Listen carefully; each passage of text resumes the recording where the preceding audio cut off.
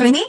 Well, nung May 11, dahil sa may miscommunication kami doon sa pamilya ni Senator Bato de la Rosa, no, nasa Davao ako, no? But I was always in contact with the staff of Senator Bato de la Rosa. And pag-stop kay Senator Bato kasi, nung dating niya sa Senado, bigla na lang yung mga NBI tried to stop him. Wala namang sabpina niya sinabi. At saka kung totoo na sabpina yun, sana si IDG yung nag-implement. Taga-NBI eh. They were really trying to implement the warrant of arrest issued by the ICC. So, yung mga balita na they were just trying to serve a subpoena from the CIDG, I think I can dare say that that is not truthful. Why? Because if they were trying to serve a subpoena from the CIDG, I would like to believe that CIDG has more personnel than NBI. Bakit NBI ang mag-serve ng isang instrumento na galing sa CIDG? And the events in May 11 would really prove us out that even the head of the NBI attempted to enter the Senate premises in the morning of May 11. No? So, wala pong katotohanan that they were trying to serve the CIDG subpoena, but the truth was and still is they tried. And that could be confirmed because in the afternoon of the same day, si Mr. Antonio Trillanes was already in the Senate. And he was even showing a copy of an alleged ICC warrant of arrest. That would prove that what they were trying to serve on May 11, even if there was no Philippine court issued or Philippine court validated and confirmed warrant of arrest, was the ICC warrant and not the CIDG subpoena. Yun po ang aking answer doon. Yes, Attorney Torion, maraming salamat po. Alam niyo, Attorney Torion, sa harap mismo po ng media, tila ipinakita po ni Antonio, or dati po, former Senator Antonio Trillanes, the fourth ang umano'y ICC warrant of arrest laban po kay Senator Bato de la Rosa.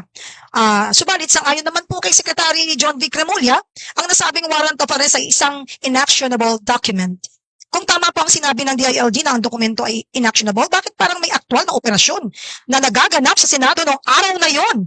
Attorney? Well, yan nga ang dapat nila i-answer properly, no? Pero I would still believe that it is an act of God, no? It's an act of Allah subhanahu wa ta'ala kasi because of that incident at saka yung clear attempt on their part to serve the warrant of arrest, sa amin po at saka subsequently when this was confirmed by the ICC itself, parang nabunutan ako ng tinik. Why? Because it was really a challenge on our part to prove that there is already a warrant of arrest so that the Supreme Court now would have the necessary evidence, the necessary proof, if you would like to term it at that the arrest warrant is existing and issued by the ICC. Noon kasi, puro lang kami conjecture. Puro lang kami, you can call it as a conjecture. Puro statements. Ang first na nagpalabas niyan in November of 2025 was Ombudsman Remulla. And we used that in the manifestation that we filed in the Supreme Court then. But then again, I would understand that why the Supreme Court would not act on our TRO yet because there was no proof indeed that there is an ICC warrant. So, nung pinakita na mismo ni Mr. Antonio Trillanes na meron ng warrant and kinonfirm ng ng ICC in the evening of May 11, then there is no more doubt as to the existence of the warrant of arrest. And the existence of the warrant of arrest, and in fact, the recognition on the part of the executive department that there is a warrant of arrest should be differentiated from enforcement of warrant of arrest, such that if they justify it on the foreign affairs power on the part of the executive department, or through his presidential powers on the part of the executive department, once it involves deprivation of liberty within Philippine soil, we will follow Ho versus People, Achacoso versus Salazar, Salazar versus Achacoso rather,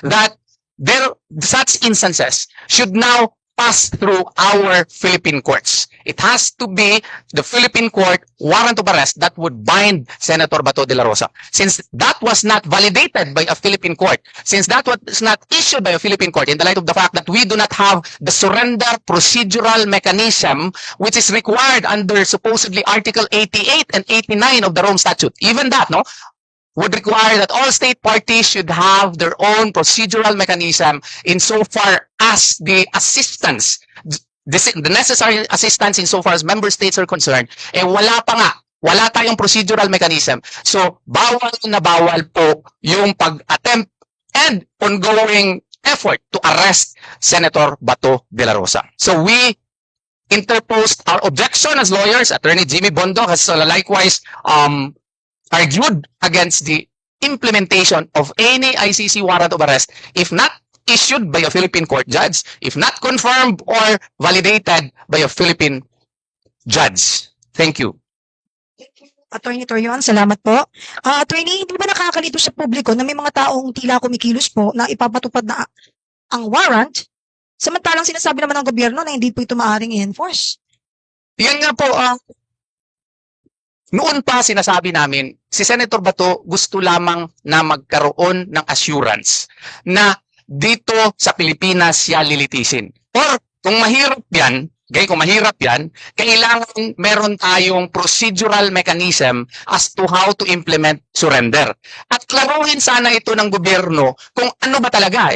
All actions seem to point to the fact na yung nangyari noon kay PRRD ay gagawin na naman nila ngayon based on executive discretion, based on the foreign affairs power on the part of the president. Maling-mali nga yun dahil sa if it involves deprivation of liberty nga, kailangan dumaan yan sa ating mga korte because we have our own constitution, we have independence, we are independent as a nation, then we should assert our Philippine sovereignty. And besides, it is even mandated by the ICC Rome Statute. If you read Articles 88 and 89 of the Rome Statute, nakasaad po dun that it is our obligation supposedly when we were still members, hindi na nga tayo miyembro ngayon, to provide for procedural mechanisms as to how to implement surrender. Kasi nga po, ang surrender is not a self-executing provision.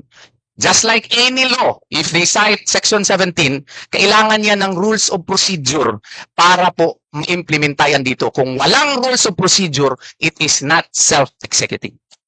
Thank you, Attorney. At Attorney, kung wala pa palang Interpol Red Notice at wala pang domestic clearance process, bakit nagkaroon po ng impresyon na pwede nang arestuhin si Senator Bato kahit anong oras? Yan nga po ang problema kasi it would seem, based on the actions, bold actions on the part of Director Matibag, it would seem that the stance of the government is really to imitate the action done against FPRRD. So, dahil dito, they are now emboldened to act. Kasi akala nila legal ito. Hindi po legal ito.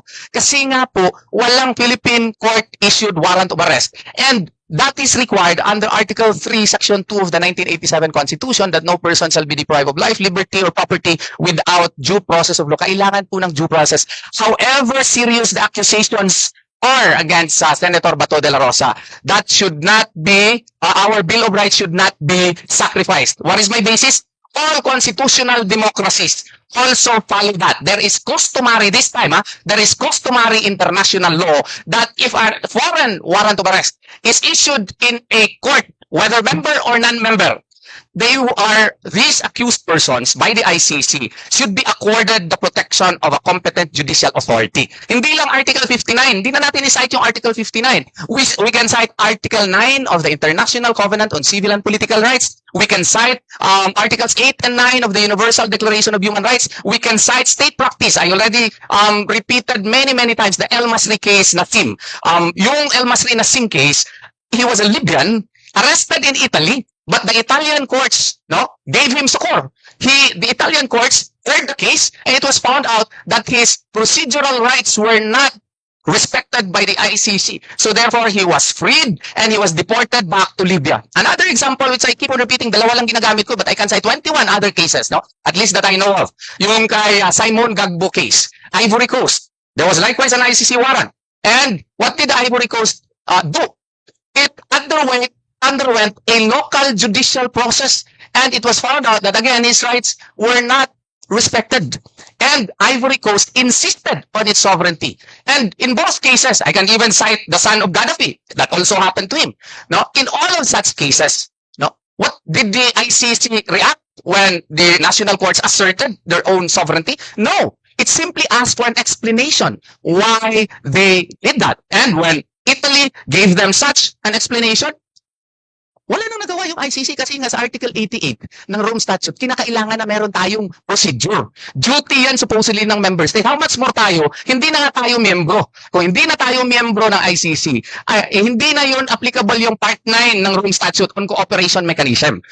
Limited na po, and that came out in Pangilinan versus Cayetano interpellation of Senator Leonen. Anong nangyari doon? Ang nangyari doon, wala nga tayong procedural rules in so far as surrender is concerned. Yun po.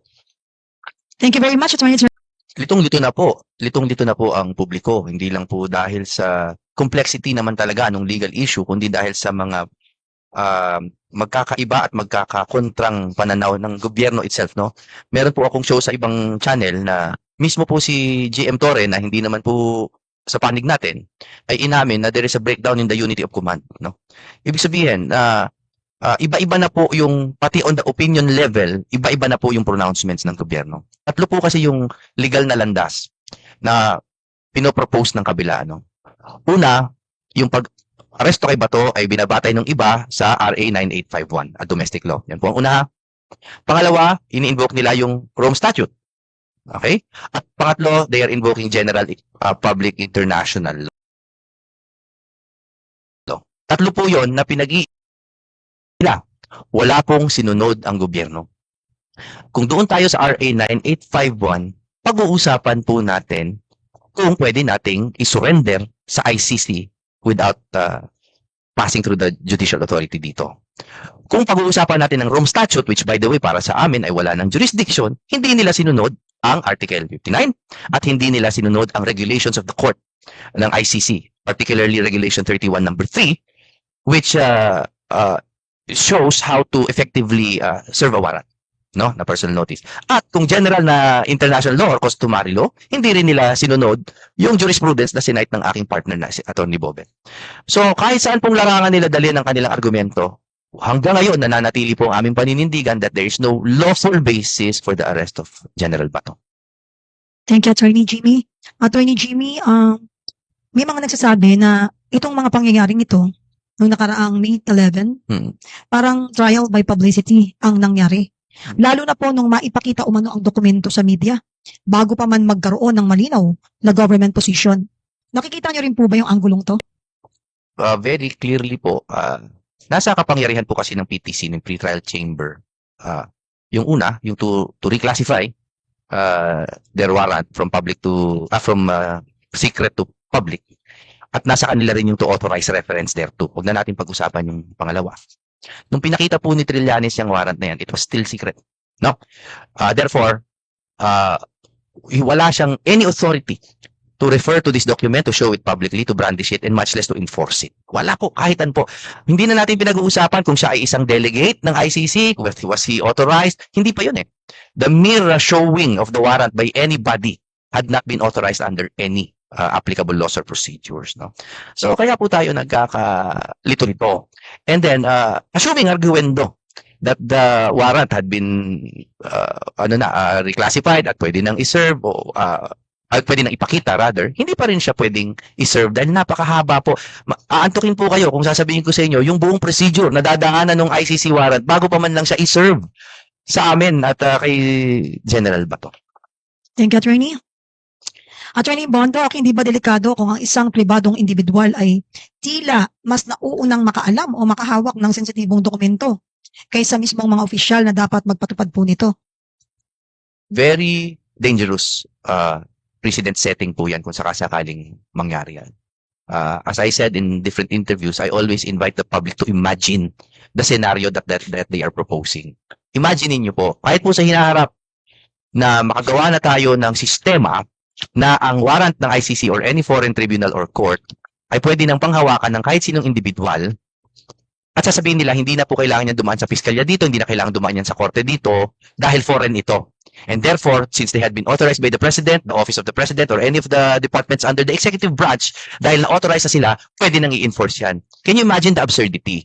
Na kung local charge at local warrant, rigorous yung dadaan siya sa korte at ang dami pong tumbling ika nga ang kailangan gawin.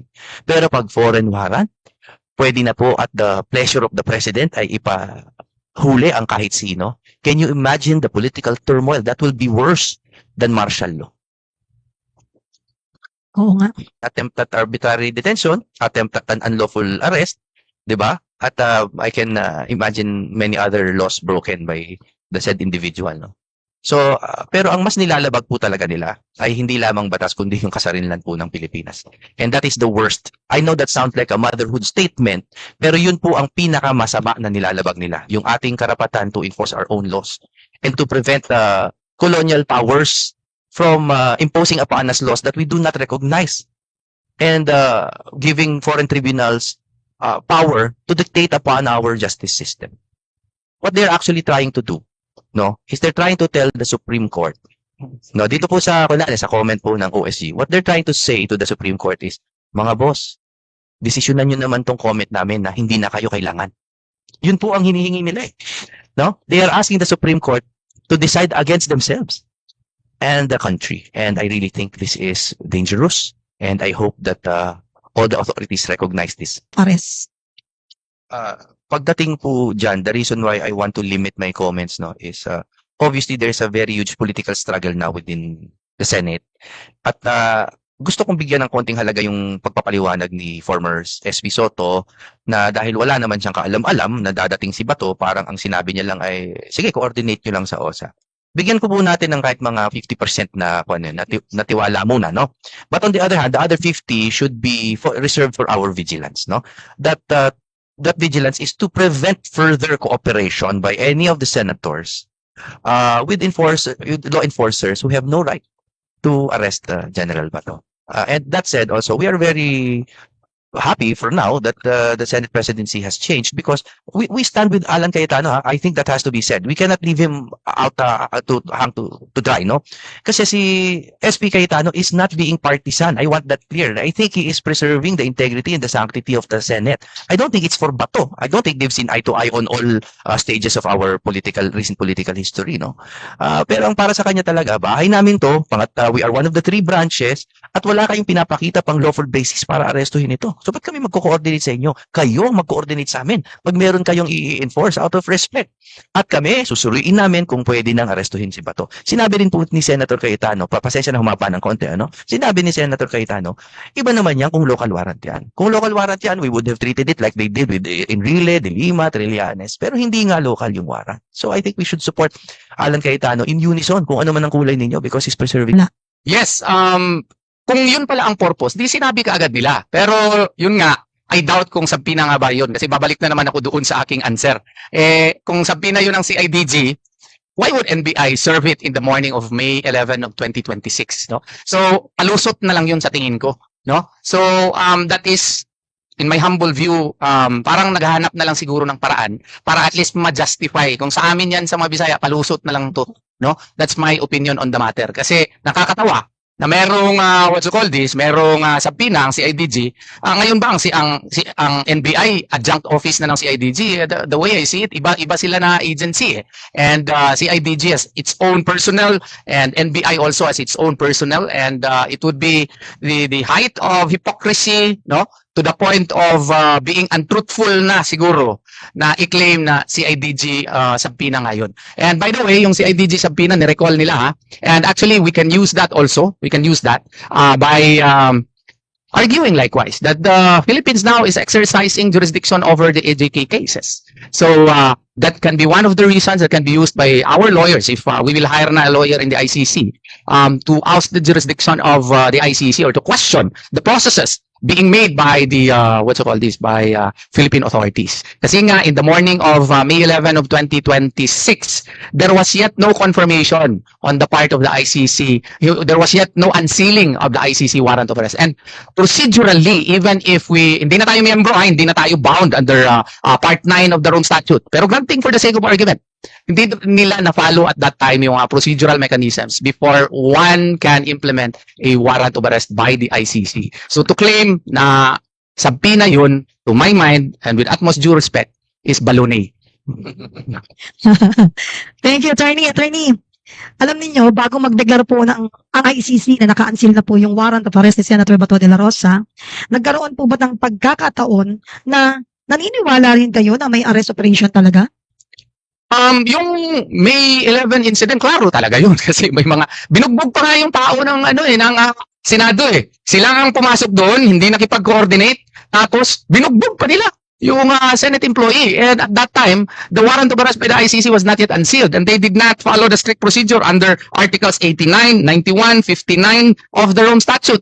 That is granting for the sake of argument that we are still a member of the Rome Statute. Eh, hindi na nga tayo miyembro eh. Oh, kaya nga ang aming sinasabi dito, mali talaga yung ginawa ng ating mga taga-NBI. Ma'am Penny, if I may, Yes, no? please do.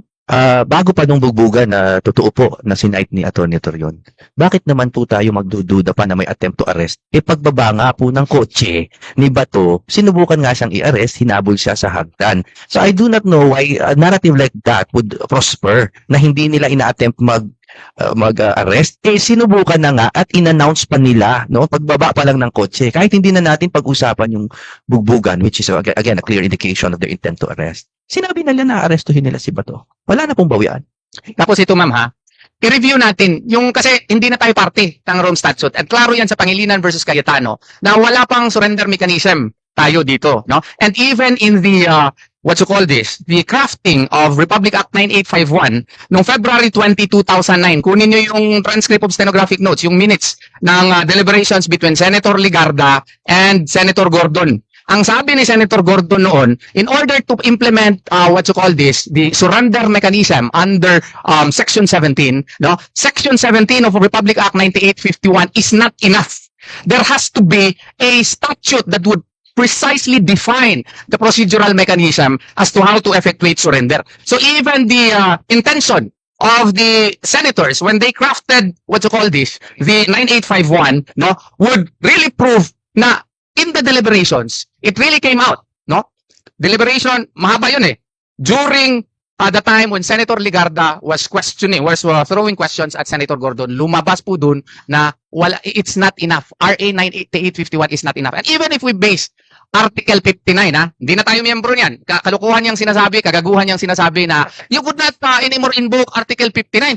Ano ba yan, cherry picking? You are implementing the warrant of arrest under Article 58. We do not recognize that anymore because we believe that ICC has no more jurisdiction. But granting for the sake of argument that it has jurisdiction, we can also invoke Article 59. Anong nakasabi dyan sa paragraph 1? Oh?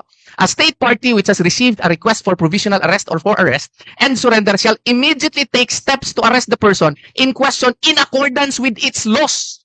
In accordance with whose laws? Philippines. Eh anong sa Philippines ito? In accordance with its laws and the provisions of Part 9. It has to be reconciled. Ang ibig sabihin niya, anong nakasaad sa atin? Article 3, Section 2, and the Bill of Rights. Only a Filipino judge can issue a warrant of arrest. And since you do not have a surrender procedural mechanism, then we argue, wala yan. Kaya nga, pwede ba? Sabi namin, i-apply na lang natin by analogy yung extradition rules. Kasi meron tayong extradition rules. Dalawa lang yan eh. Surrender or extradition. Yung surrender, walang procedural mechanism. Nandun yan sa minutes of the interpellation of Senator Ligarda with Senator Gordon when RA 9851. So, since wala tayong law as to how to implement surrender, sabi namin, why don't we apply by analogy yung extradition? Ayaw din ng Solicitor General. Huwag mo i-implement yan dito. If you want to implement that, then you follow our procedure. Because our procedure is stated in the rules of criminal procedure. Huwag nyo kami sisihin. Bakit mataas yan na procedure? Hindi kayo nagpasa ng batas eh. To implement that eh. As lawyers, ako at saka si Attorney Jimmy Bondok, we have to, argue because that is the proper thing to do. Just because you are charging Senator Bato with a grave crime, you cannot treat him as guilty right away and to shortcut the proceedings. You cannot do that because when it involves deprivation of liberty in the Philippine jurisdiction, in accordance with our laws, according to Article 59, Section 1, it has to pass through a Philippine judge. So yun ang aming argumento dyan. Hindi po pwede na itrata siya parang manok at dadalhin mo doon sa Netherlands na hindi mo idaan sa korte. Kalukuhan yan, kagaguhan yan. Well, yung ating konstitusyon mismo ay nilabag nila. No? And they even also violated even their own Rome Statute because sa aming palagay, maski yung Rome Statute hindi nila nasunod, no? Kasi nga po obligation natin na magkaroon ng cooperation legal mechanism. Yung pagpasa nga natin nung RA 9851, the intention really was to strengthen our local criminal laws. So if the intention was really to strengthen our own local criminal laws, it cannot be used as a ticket as an excuse to shortcut the proceedings. So sa aming palagay po, nag-violate talaga sa human rights ni Senator Ronald De La Rosa. It violates the International Covenant on Civil and Political Rights. It violates the Universal Declaration of Human Rights. And it likewise violates our criminal laws. Kasi sa aming palagay, yung pagpupursige nila sa pag-aresto, no? As we will be explaining later on, hindi ko ma-explain masyado kasi bordering on ano na tayo, sub judice, no? But suffice it to state that it may qualify even as kidnapping, no? Attempted kidnapping. Kasi nga po, hindi sumusunod po sa procedure natin dito sa Pilipinas. Yun po ang aking palagay. Thank you, Bobet. Thank you, Jimmy. Thank you, Yvette, mga kamanyeros, ipanyeras. Okay, before I answer that, if you would bear with me, and I promise you this is the first and only time that I will speak dahil mas alam nitong dalawang ito na mga panyero ko ng pangyayari sa loob. Bibigyan ko lang ng premise yung kung bakit binigyan ng protective custody. And at the same time, yung mga gustong magpaliwanag ay malaman nyo kung bakit nakita nyo naman yung nagpupuputok ang butse nitong mga abogado natin sa paglabag ng mga karapatan. At ito po, hindi po opinion ang ibibigay ko. I leave that up to the others. And I challenge everyone, including biased media, to fact-check me every step of the way sa sasabihin ko. Okay. Fact yun, brother, no? F-A-C-T. Fact yun. Fact yun. Kinlaro ko lang, kinlaro ko lang. I-fact check nyo ako ha kung hindi tama ang sinasabi ko. Para lang makita natin yung konteksto kung bakit sinasabi nila yung mga sinasabi nila, no? Okay, let's go back. Let's start from the very beginning. A very good place to start. Sabi nga sa Sound of Music, ano? May ICC warrant. Okay, warrant. Granted, walang argumento dyan. Ang issue, may that be implemented in the Philippines. Bakit pumalag ang bagong liderato ng Senado? Okay, laging sinasabi ng mga tao, may warrant eh, dapat i-implement. Sabi nga ni Attorney Bobet, okay, granted na ang Rome Statute ay valid pa, assuming, without conceding, ha? Hindi ko sinasabing totoo. Granting lang for the sake of argument para may pagbakusapan ng tayo. Anong status ng isang tratado? Hindi po tarantado, ha? Sila yon. O tratado or treaty sa legal system ng Pilipinas. Nakalagay po sa ating saligang batas at sa civil code, mga treaties na ratifikado ng ating Senado form part of the law of the land. Tama po yan. Doctrine of incorporation, doctrine of transformation. Ngunit anong level ng isang treaty? Ang treaty po na ratified, although part of the law of the land, ang kapantay po niyan ay Act of Congress. Batas po yan, statute. Hindi yan pwedeng manaig sa konstitusyon. Therefore, in implementing a treaty, probisyon ng konstitusyon natin ang masusunod. Anong sabi ng konstitusyon sa Article 3? Nabanggit na nila, banggitin ko lang ulit. Section 1, no person shall be deprived of life, liberty, or property without due process. Section 2, the right of the people to be secure in their persons, houses, papers, and effects shall be inviolable, and no search warrant or warrant of arrest shall be issued except upon probable cause to be personally determined by a judge upon examination of witnesses, etc., etc. Hindi po aksidente na ang Article 3, the Bill of Rights, ay inuna yung Section 1, due process at yung security, inviolability ng security, walang search warrant. Because these are the first and second most important rights. Okay, anong nakalagay po sa Section 2? Except upon probable cause issued by a court of competent jurisdiction. Anong court? Ditong court, syempre. Sapagkat walang karapatan ang ating konstitusyon na mag-grant ng authority sa ibang court other than our courts because it is a domestic document, a municipal document. Yan po ang very clear. Okay, ano yung due process na sinasabi sa Section 1? What is due process? Due process is a law that hears before it condemns. Is there such a law? Dito po sa ating bansa. Meron. Presidential Decree 1069 or the Extradition Law. What is Presidential Decree 1069? It was issued in 1977 by Marcos Sr.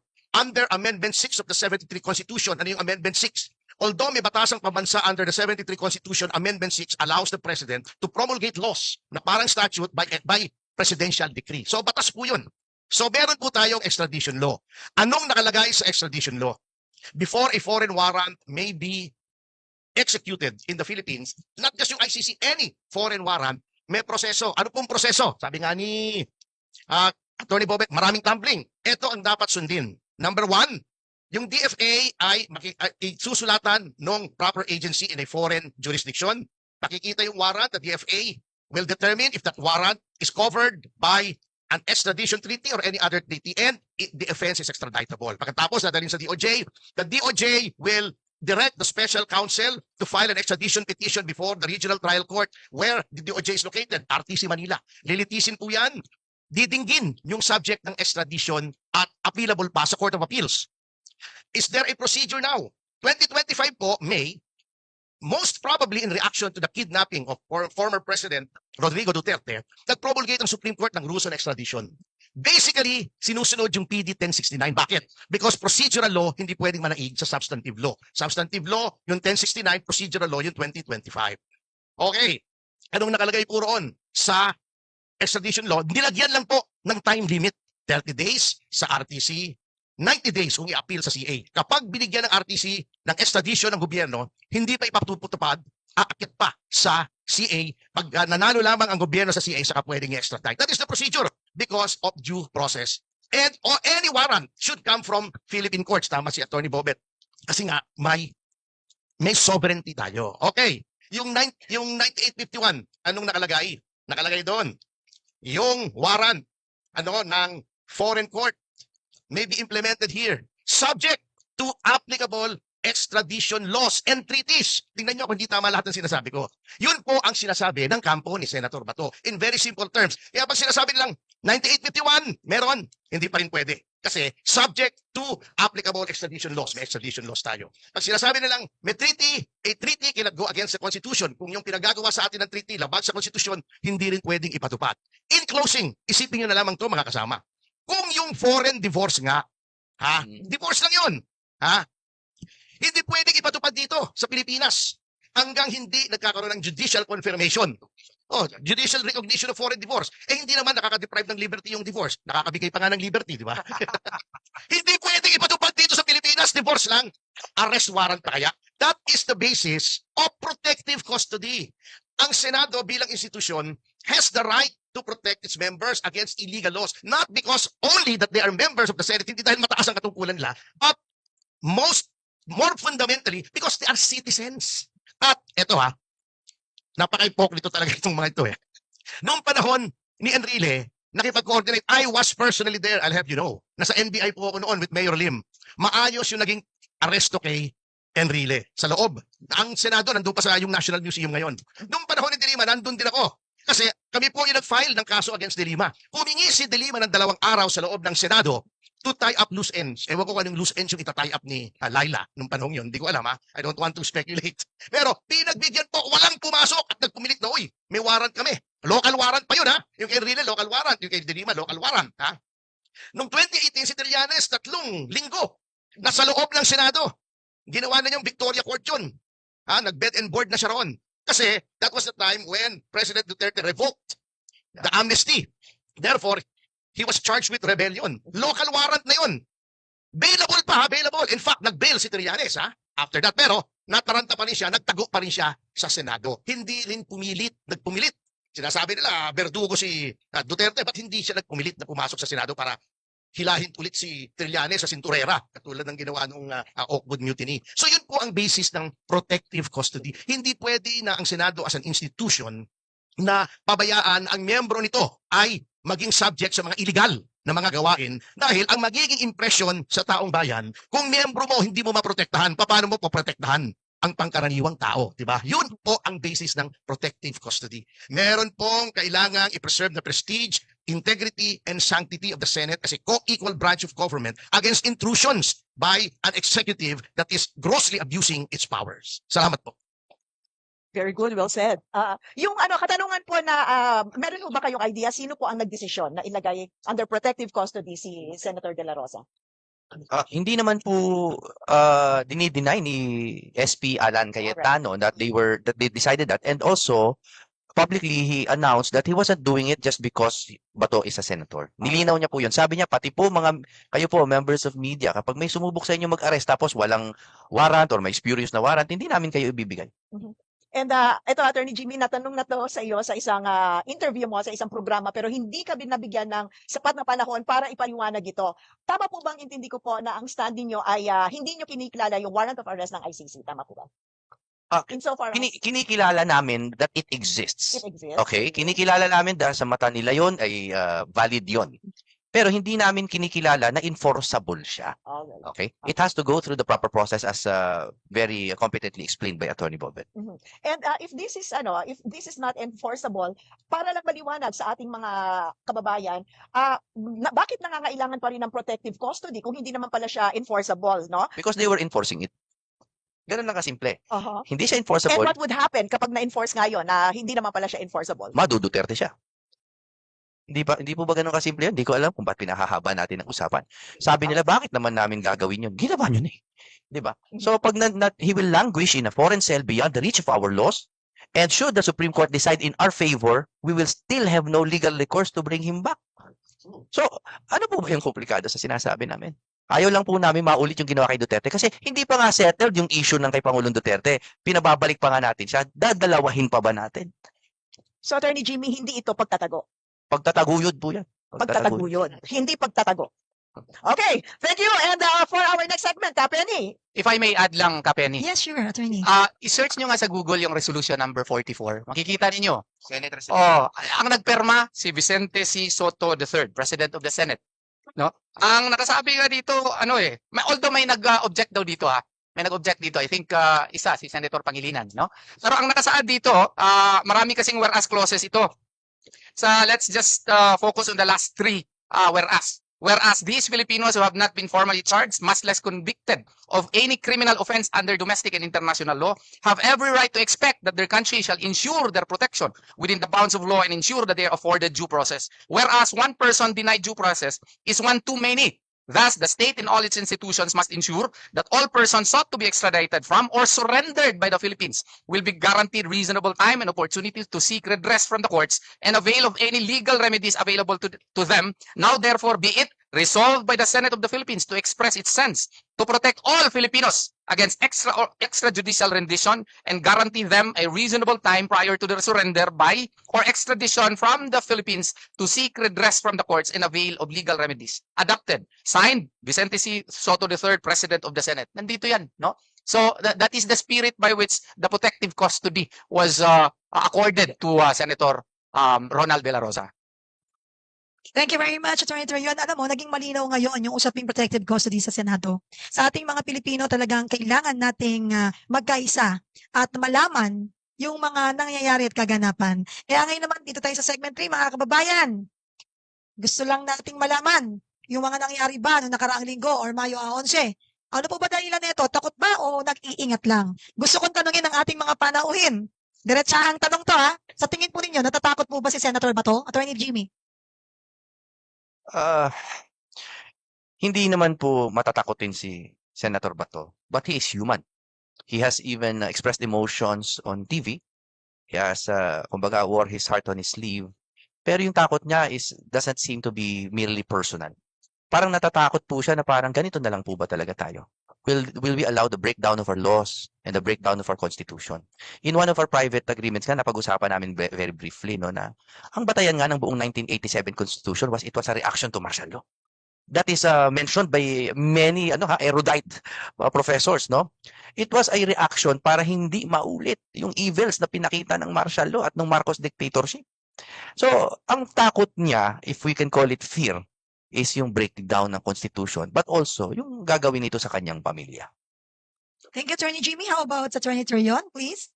Well, ang sa akin dito, no, I don't know, no? Kasi ano nga ba yung tanong clearly?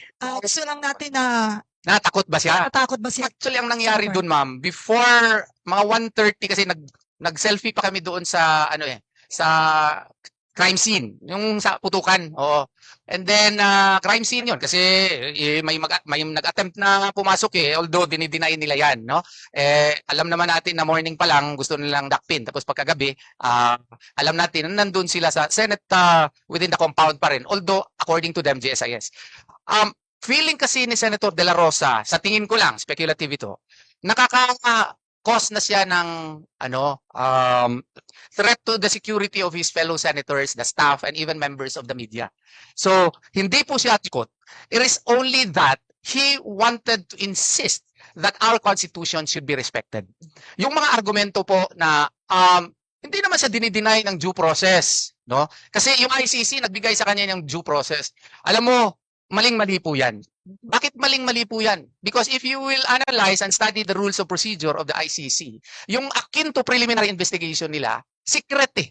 Secret yung process. Ang issuance nga ng warrant of arrest, secret. So how can you claim that Senator Bato de la Rosa was accorded due process by the ICC? You know, yung procedure ng ICC, diferensya sa ating inquisitorial method yun eh.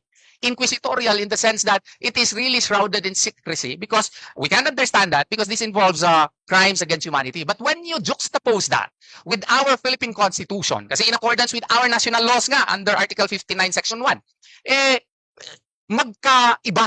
So sa paningin ni Senator De La Rosa, since ang proseso sa kanyang pag-aresto, pag-enforcement ng warrant is in accordance with our Philippine laws, then he should be accorded due process for the first time. Hindi po ito for the second time. Hindi po pwede na dakpin siya at sa presento ka na lang magpaliwanag. Under Philippine jurisdiction, if you are facing a case under ordinary procedure, hindi inquest proceedings, under ordinary procedure, you are given the chance to respond. So yun ang ating, ang sa mind ni Senator De La Rosa, nakaka-hassle na siya sa kanyang fellow senators, yung security nila is under threat na sa mga members of the media, under threat na, no? At madadamay pa sila, kaya hindi siya nagtatago. He is just asserting his right that he should be treated as a Filipino kasi nakakalungkot na kung dito sa Pilipinas may kaso ka, dadaan ka sa due process requirement, kung international warrant of arrest hindi na magdaan ng due process requirement, dito ko sasabihin, yung Article 3 of the 1987 Constitution does not distinguish, okay? It does not distinguish kasi nga po yung 1987 Constitution, ng granting for the sake of argument na sabi ng isang kaibigan ko na it does not distinguish daw of a foreign judge. Sa tingin ko lang, with utmost due respect, kung may Chinese warrant of arrest against him, diretso i-implement ka agad dito kasi it is determined by a Chinese judge. Di ba hindi po pwede? Kailangan talaga dadaan yan dito sa ating procedural mechanism, sa ating constitution. Since our 1987 Constitution, in accordance with Ho versus People, yung determination of probable cause for issuance of warrant of arrest is non-delegable. Non-delegable, only a Philippine judge can issue it. And Salazar versus Atsacoso likewise reiterates that, or likewise states that rather. So, kailangan sumunod sa ating local proseso. Yun po ang nasa isip ni Senator Bato de la Rosa. Kaya hindi siya tumatakas. He is asserting his constitutional rights. Thank you, Attorney Torion. How about you, Attorney Topacio? Tatakot ba si Senator Bato? By the way, with respect to that, nais kong katigan, hindi dahil sila ay mga kapartido ko at pareho kaming magagandang lalaki. Ngunit dahil tama sila na yung term ng bugante na paulit-ulit na sinasabing parang mantra, that is pure and unadulterated bullshit. Dahil wala pong valid warrant against Senator De La Rosa. Ginagamit lamang po yung propaganda ng mga kalaban ni Senator De La Rosa, lalo na yung mga makakaliwa, na halos naubos ng hanay nila noong Chief PNP, si Senator De La Rosa. May wanted poster pang nalalaman. Kung ako si Senator De La Rosa, pagdidimanda ko yun eh. Pero, well, that's just me, ano? Hindi po tama yun. And any lawyer, I will say this, who echoes that sentiment is a stupid lawyer. Sinasabi ko sa inyo. Noong kami sa VACC, naglagay kami ng wanted posters laban kay Senator Lacson, ay wanted po talaga siya sapagkat may warrant siya. We even put up a reward for his capture. Kaya for Senator Lacson to say now na, Senator Bato, ikaw ay sumuko, unang-una, bakit siya susuko? Wala naman siyang warrant. Pangalawa, isipin nga hindi sumuko eh. Nagtatago siya and he availed of certain remedies. Swerte nga si Senator Lacson na wala pa yung principle that the fugitive cannot avail of legal remedies. And with respect to Senator De La Rosa, that doctrine does not apply because he is by no stretch of the imagination a fugitive from justice. Wala po siyang warrant. Hindi siya pugante. At napakita niyo sa akin kung sino nagsasabing pugante siya, kukutusan ko. Thank you.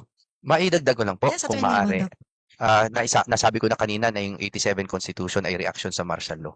Maalala po nitong mga mas nakakatanda sa akin na nung panahon po na yon, meron pong mga tinatawag na ASO. Naalala niyo siguro yung ASSO, Arrest, Search and Seizure Order. Marami pa rin aso ngayon. Marami pa rin. Ombudsman. Kaya po nagkaroon sa Bill of Rights ng napakalinaw na direktiba na ang arrest warrant ay dadaan muna sa determinasyon ng probable cause personally determined by a judge. Para po i-centralize na po sa judge ang pag-determine kung dapat magka-warrant.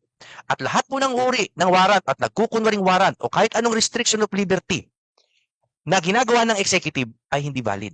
idagdag ko, sabi nila, pag si Bato daw sumubok umalis sa bansa, hindi nila paaalisin. On what ground? Wala ngang, sinabi na nga po sa mga Arroyo cases na ang whole departure order, judge din ang pwede mag-issue niyan, hindi po kung ano lang departamento ng executive, no? Kaya po, by no means is Bato a fugitive, okay? Dahil walang judge-issued warrant against him. Gusto niyo po ba tayong bumalik sa sitwasyon na pwedeng magkaroon ulit ng ASO? ASSO. Dapat po lahat tayo ngayon against na sa lahat ng uri ng ASO. Okay, Attorney. Inform ko lang kayo sa mga hindi nakakaalam, lumiham na po ang ating partido noong ika-18 ng Mayo. Itong buwan na ito, kay Secretary Frederick Vida, na sinasabi po namin na hindi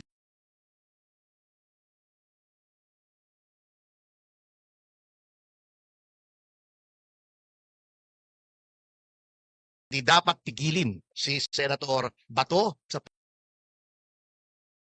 kung siya ay aalis sa Pilipinas sapagkat walang basihan, at binabalaan po namin ang DOJ na kung gagawin nila ito, they will have to face the consequences. At sinabi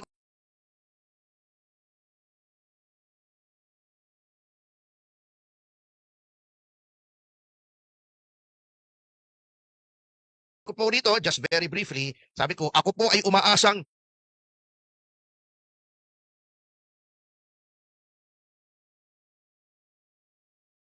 titi mo sa inyong kaisipan. Ano? Sinabi ko, ako po ay umaasang titi mo sa iyong kaisipan. Titi mo, tatatak. Oo, Tagalog, titi mo. Salamat ha. Oo. Ah, Ayan, Sa Bilisaya yan, dapat mo lantik sa imong alimpatakan. Yun, mismo, kahit hindi ko naintindihan. Sabi ko, ako po ay umaasang titi mo sa iyong kaisipan na hindi lamang sa batas ng tao, kundi Din to dahil kanina po para nakikita ko tumutunog po ang ating programa no nang tuwing nagsasalita po si Attorney Topacio narinig ko tut tut tut. Ito pinakamatindi yung kaninang ulingan sinabi. If I were you, save na po nyo kasi mawawala po yan sa ano tatanggalin nila yan. Opo. Salamat ha. Natuto kami ng bagong word. Diretsahan pa rin po tayo. No? Tuloy-tuloy ang atin pong usapin. At kailangan mailatag natin ito ng malinaw sa ating mga followers at mga nanonood, mga sumusuporta sa atin pong programa, ang Kapihan sa PDP. Sa tatlo natin pong mga panauhin ngayon, kung naniniwala po si Senator Bato na wala siyang ginawang mali, bakit tila may urgency na umiwas sa mga operatiba? Attorney Torion. Well, actually, nasabi na namin, no? This is an assertion of his individual rights, human rights as a Filipino citizen. Kaya nga po, yung sabi doon sa isang broadcaster na, bakit siya magtatago? Hindi po siya nagtatago, nag-assert siya sa kanyang individual rights, human rights as a Filipino citizen. Kasi nga po, yung executive department through the NBI is hell-bent in arresting him even if there is no Philippine recognized warrant of arrest or Philippine issued warrant of arrest. So, kaya nga po, how would he be able to protect his rights kung magpadakip siya at dalhin siya doon sa Netherlands? Ang ibig ba nila sabihin, nandun siya sa Senado, tapos paglabas niya, magpadakip siya, tapos doon na lang kami mag-assert ng kanyang human rights kung nandun na siya sa Netherlands? Hindi po tama yun. Kasi nga po, person's liberty na yan and possibly life is involved. So therefore, when a person's liberty is already at stake, it is actually now yung doctrine of self-help. He has to protect himself. Kasi the first rule of human being is what? Self-preservation. Self-preservation yan. Kasi kung magpadakip siya, dadalhin siya doon sa Netherlands, pareho na kami. Ngayon, mahihirapan kami pag-assert dito sa Pilipinas kasi ibang bansa na yun eh. Wala naman tayong Hague Invasion Act.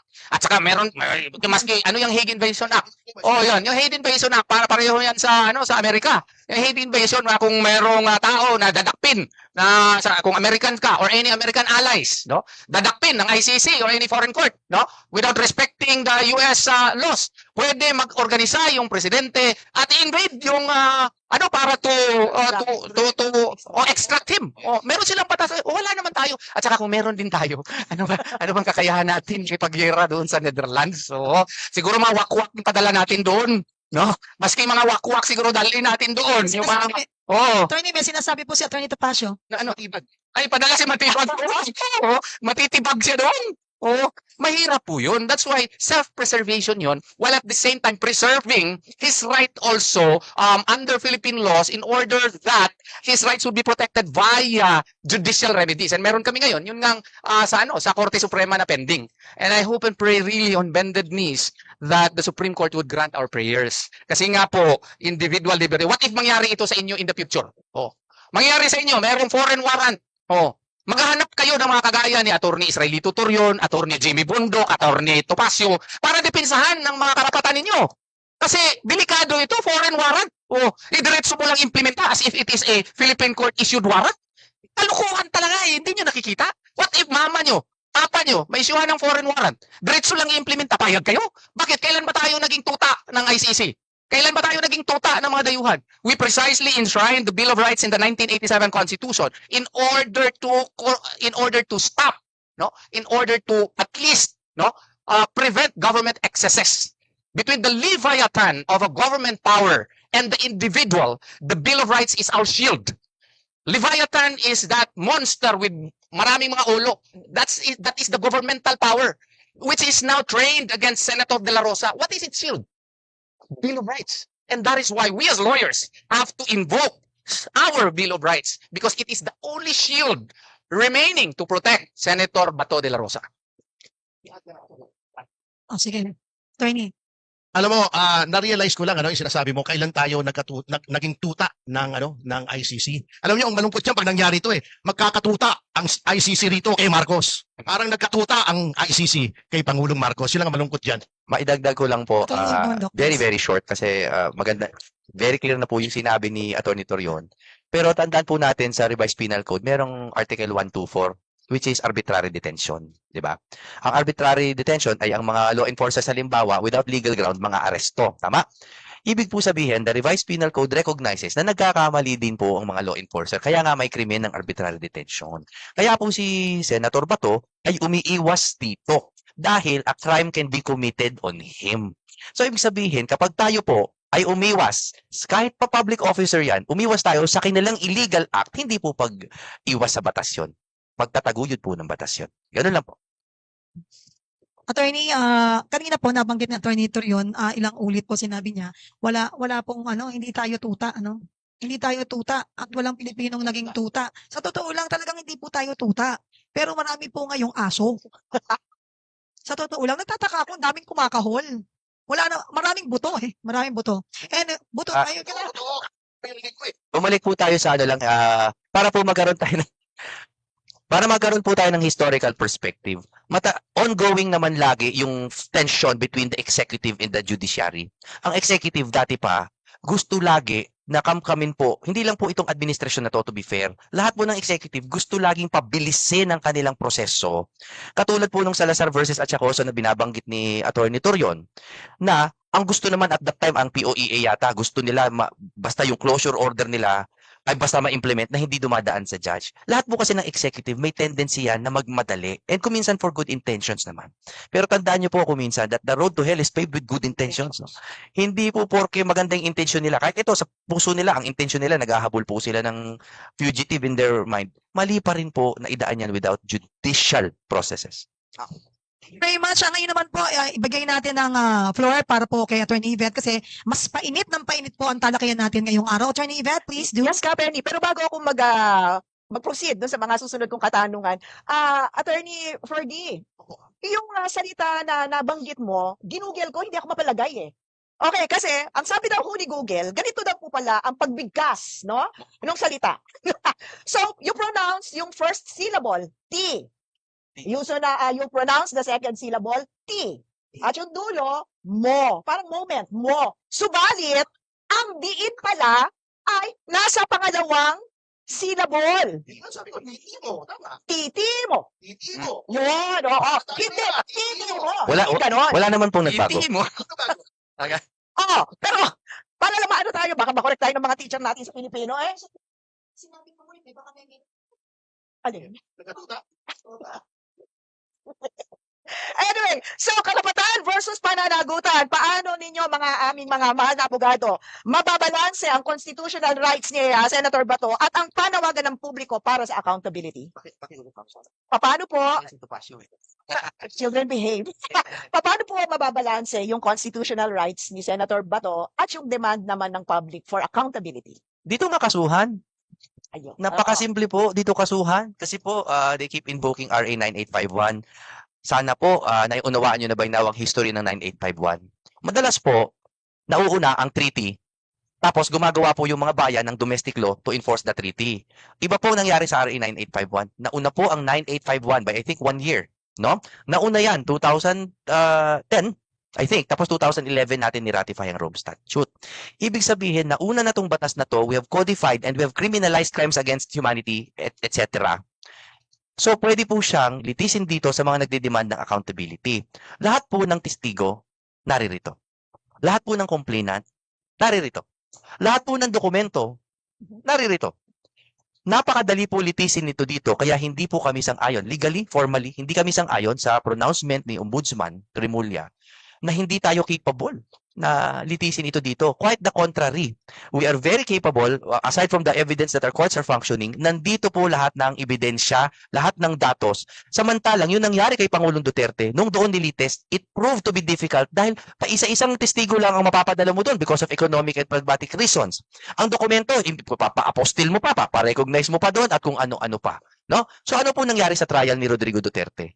News articles, YouTube, no? At mga kung ano-ano pang napakahina at wala pong value. No?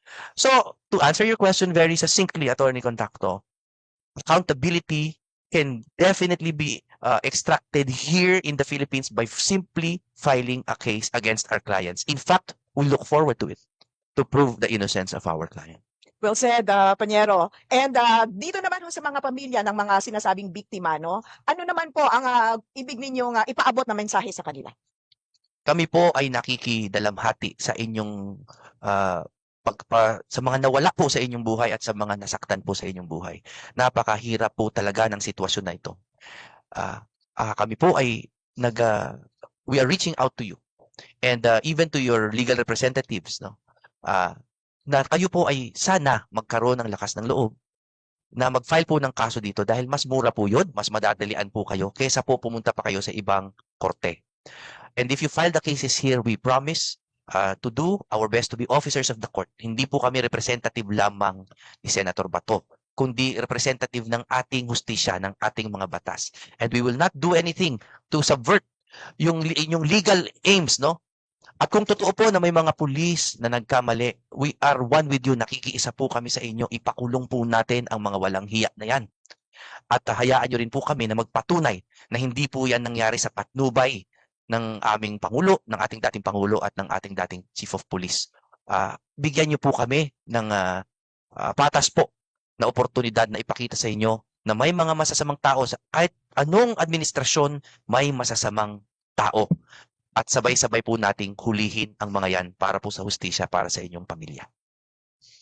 Maraming salamat, Attorney Jimmy, sa isang madamdami, no, at sinserong mensahe para rin ho dun sa mga pamilya ng sinasabi ho nating biktima. Ngayon naman po, sa susunod na ating segment, balik naman tayo kay Kapeni po. Maraming salamat ka, Yvette. Ito na naman, lalong umiinit. Lumabas na nga ako para magpalamig. Mahirap katabi tong si Atty. Topacio. Kinakabahan ako. Pero tuloy-tuloy lang po ang ating programa. Hindi tayo magagamit tayo ng mga word. Meron naman tayong Google to explain. At saka may meaning po yan. Sa mga iba na gagawin na namang issue yung word kanina, okay na po yun. At least natuto po tayo kung ano ibig sabihin na, no? No, attorney. Kasi kailangan balikan natin. Alam ko issue yan mamaya. But we are ready to answer. Word of the day. Oo. Word of the day. Opo, pero Yun. legitimate naman ho yung Sa dami ng sinabi. Dadating din naman po panahon na kikinang ang hustisya. Ayun. Alam mo, Attorney Bondok, ayoko na baka mamaya ako na naman ang magkaroon ng kaso eh. Ako nga yung tagadala ng pagkain sa inyo pag nakulong kayo eh. Saglit lang po, moving forward. Pag-usapan naman po natin ang mga papel ng Senado. Dahil importante po ito na malaman ng ating mga kababayan. Gusto lang po tanungin ng ating mga ibang mga netizen. Kasi po tumitingin po kami doon sa laptop. Oh. Nakikita po namin yan. So, gusto lamang po nilang malaman kung tama bang gawing lugar ng protective custody ang Senado. Attorney Topacio, ha? Be careful with your word kasi nakakat po yung linya. Ang naririnig po ng taong bayan toot, toot. Kaya careful para maliwanagan silang lahat. Attorney, Si Attorney Bondo. ito po na Sige, very briefly Oh, lang. briefly lang. Very briefly ako sa para Mm. tanggalin na po, let's disabuse our minds no na iniisip natin na may mga individual na ginagawang taguan ika nga yung Senado. Hindi po kasi accurate 'yan, no. Mhm. Ang kahit sino po na institusyon o tao ay may obligasyon na alamin muna kung legal yung law enforcement procedures na nangyayari before you turn over someone. Okay? Hindi po yan dahil Senado sila. This is not an abuse of power. This is not a show of force. This is an inquiry into the legality of the proceedings. Ngayon, kung ngayon pa natin tatanungin yan, ba't hindi natin tinanong pa nung panahon nila Enrile, nila De Lima, nila Trillanes? And even worse, dun po sa panahon ni Ping Lacson, na hindi lang po sa Senado nagtago, kung di talagang he extracted himself from the reach of our laws. But he is not criticized for it. Why? Because hanggat hindi po malinaw kung ano yung batas na ini-enforce, kung ano po yung accountability na hinihingi sa isang tao, duty po nating lahat na to protect the innocent and to consider him innocent until proven guilty. No? And on an aside, sinasabi po nila, obstruction naman daw po of justice ang ginagawa ng mga senador. Una sa lahat, wala pong obstruction of justice dahil hindi pa nga malinaw kung anong batas ang ina-apply. Pangalawa, assuming arguendo, hindi po kami naniniwala, pero kunwari lang na nag-obstruction of justice sila, prison correctional po ang ang penalty, and ang mga senador po is immune po from arrest at least habang sila nakaupo sa mga ganyang krimen. No, so in sum, ang ginagawa po nila ay hinihingi lang nila yung malinaw na stand ng gobyerno, bakit nyo ba kinukuha si Bato? And it is the fault of the government for giving mixed signals and in fact lying to the public. No, sila po ay nagsinungaling. Si Director Matibag po ay nagsabi na hindi nila aarestuhin si Bato, pero sinubukan niya. Sinabi niya na magpapakita siya ng ICC warrant, pero hindi niya pinakita. Sinabi niya na walang NBI presence, pero meron. Kaya po nagkagulo. The proximate cause of all of this is directly Director Matibag. The proximate cause of all the commotion in the Senate the past week was Director Matibag, with all due respect to the guy. Siya ang pinaka-kontra na ang mga sinasabi laban sa ibang mga pronouncements ng ibang ahensya ng gobyerno. Sinabi ng iba, inactionable. Sabi ng palasyo, umalis na kayo dyan. At siya lang po ang proven on record na puro kasinungalingan ang sinabi sa publiko. Kaya po nalito pati ang USAA. Ano na ba talaga? May NBI ba o wala? And therefore, they preserved the Senate and the security of the Senate dahil they did not know if these were rogue agents or some strangers pretending or usurping the functions of lawful enforcers. Very well said, attorney. Ang galing, ang linaw. Ito, may dadagdag daw si Attorney Topacio. Yung nagsasabing bakit daw ginagawang refuge yung legislatura ay ang pinakamalaking ipokrito sa balat ng lupa. Aside from Trillanes na nagtago roon, noong 2006, kung magugunitan nyo, si Teddy Casino, may warrant of arrest. Doon nagtago sa loob ng House of Representatives. 2006, Google nyo kung hindi ako tama. So, para sabihin nilang hindi dapat gawin. Ito. For nearly 3 weeks, 5 members of Congress have taken sanctuary in their office building. They attend official meetings by day, at night they sleep in the same room. Yan ang nakalagay dito. Lisa Masa, si Teddy Casino, yan. Virador. Sabi pa, doon daw sila naglalaban ng kanilang mga karsunsilyo at mga underwear. Ito nandito. Hindi ako nagbibiro. Ayan sabi niya, Representative Lisa Masa, the only woman in the group, gets the couch. Late at night, they pad through the corridors wearing their sleeping attire. They wash their clothes in a bathroom sink and hang them at night outside their offices. Ginawa pa sampayan yung corridor ng House. Bago sasabihin nila bakit nagtatago. At least si Bato hindi nagsampa ng brief niya dun sa corridor ng Senado. Sila ako sama-sama pa sila. Si Lisa Masa, si Teddy Casino, si Virador. Nakakatakot kasama yun. Si Lisa Masa, bagong apelyido ng kasama mo. Virador. May yun. So you mean to say, attorney, hawak nila ang brief. Ay, sorry. Anymore? Anyone? Baka gusto nyong sagutin din yung tinanong ko. Tama bang gawing lugar ng protective custody ang Senado? Tapos na kasi masyadong umiinit. Talaga to si Attorney Topacio, may mga pahabol mo. Mapapahamak ang ating programa. Pero kami naman ay ready all the time. May limitasyon ba ang kapangyarihan ng Senado pagdating po sa pagprotekta sa sariling miyembro. Attorney Bodok, please. Syempre, meron pong limitasyon yan.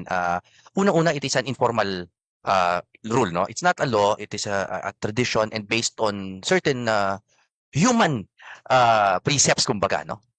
And of course, it is based on the interdependence, but the independence of co-equal branches. Pero may limitasyon yan. Meron naman pong sigurong dadating na point na malinaw na, pinakita na yung veracity of the charges, dinaanan na po lahat ng proseso to effect the warrant.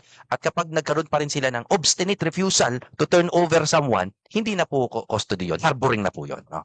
That said, the key element here, my dear friends, is time. No? Time is of the essence. There has to be reasonable time given to any accused, no? Na alamin, suriin ang mga charges against him bago siya bastang sumuko, no? Kasi po nga, lalo na in the particularities of this case, foreign yung warrant. Ang daming kailangang basahin, alamin, applicable laws. Hindi pwedeng gawing ura-urada dahil nga ang lagi nating sinasabi, baka ma-Duterte. Baka po ma-Duterte and that is the evil we are seeking to avoid. And if I may add, no, that question would always arise because of the provision of the Constitution, Article 6, Section 11. Kasi nga, pag beyond 6 years yung penalty, supposedly hindi na immune from arrest yung senators. But that provision can be applied insofar as local cases are concerned.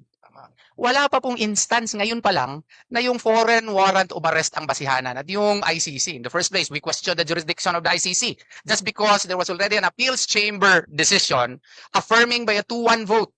No? Meron ding nag-side sa amin doon. 2-1 vote na meron silang jurisdiction. That will not bind the Supreme Court because the Supreme Court is supreme within the Philippine territory. It can decide and determine judicially by its own determination as to whether or not that section will likewise apply. Kasi nga, yung provision na yun, klarong-klaro po na yung immunity would only refer to local cases, local warrants of arrest. It does not apply to foreign warrants of arrest. So the Senate, since it is questioning, at least the majority thereof, is questioning jurisdiction of the ICC or granting for the sake of argument that it has conceded, but which I think it has not, no?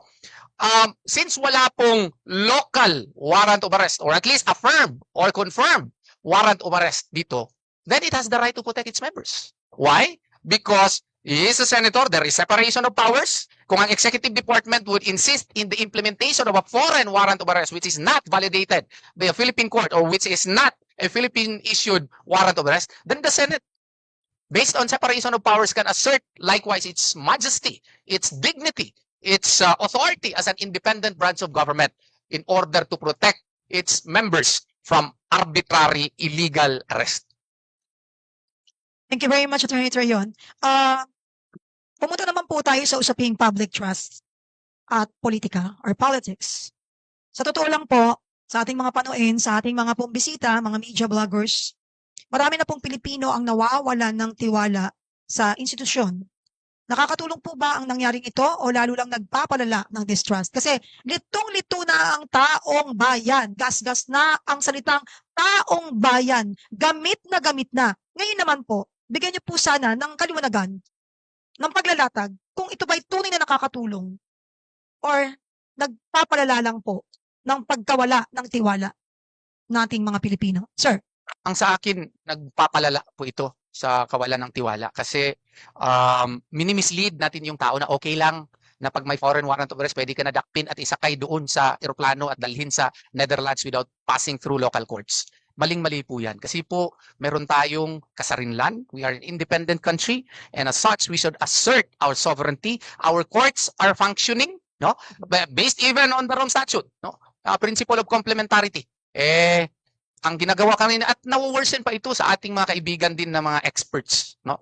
Mga experts na nagsasabi na pwede siyang dakpin. Tanungin nyo, meron ba tayong procedural mechanism as to how to implement surrender? Wala nga eh. Basahin nyo yung minutes of the session of the Senate, February 2009, March 2009. Doon klaro po na yung intensyon ng Senado, hindi po self-executing yung surrender. It needs a separate law that would operationalize it. The surrender aspect is not self-executing. Kung gusto nila, kaya nga sabi namin, i-apply na lang natin by analogy yung extradition, ayaw din. Kaya nga po, dahil dito, nagkawatak-watak yung mamamayang Pilipino. Naguguluhan kasi akala nila meron pang ginagalang ko talaga masyado na because of universal jurisdiction daw, pwede na siyang arestuhin kaagad. Yung konsepto po ng universal jurisdiction requires a law that would operationalize it here.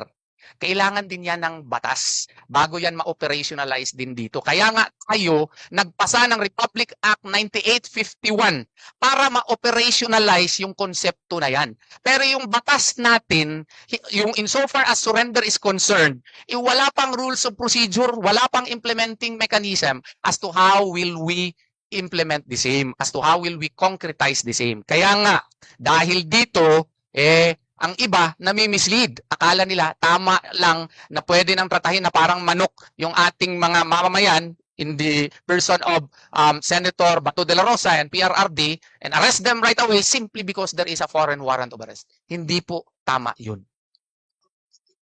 Yes, attorney, go. Susugan ko lang yung sinabi ni Attorney Torion, he emphasized about procedural mechanisms. Ibalik ko natin yung panahon na tinangay si dating Pangulo. Nag-conduct o kinidnap, sabihin na kinidnap. Nag-conduct ng Senate inquiry si Senator Amy Marcos dito sa pangyayaring ito. At one point, tinanong si Senator Torre, si Chief PNP Torre, saan ka kumuha ng utos para gawin mo yung pagkuha? Sabi niya, mula kay Chief PNP, kay Marbil.